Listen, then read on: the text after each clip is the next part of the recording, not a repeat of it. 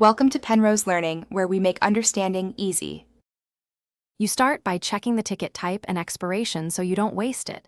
This matters because some tickets unlock exclusive tiers. Open the raid menu and tap Use Ticket, then choose the specific raid level you want to enter. Once done, pick any available modifiers or boosts. These change difficulty and rewards. Make sure your party meets recommended power and has space. If you don't, adjust now so the ticket triggers the correct encounter without errors or lost value. Now configure your party. Assign roles and confirm gear to match the selected raid.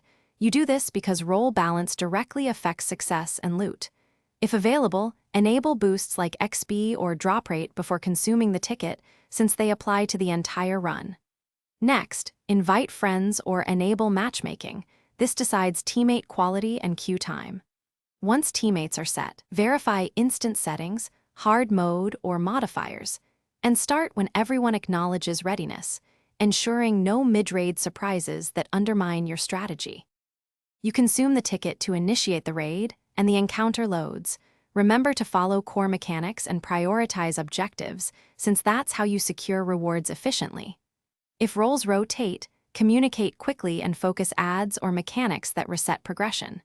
Once the boss falls, claim rewards before leaving to avoid missing drops.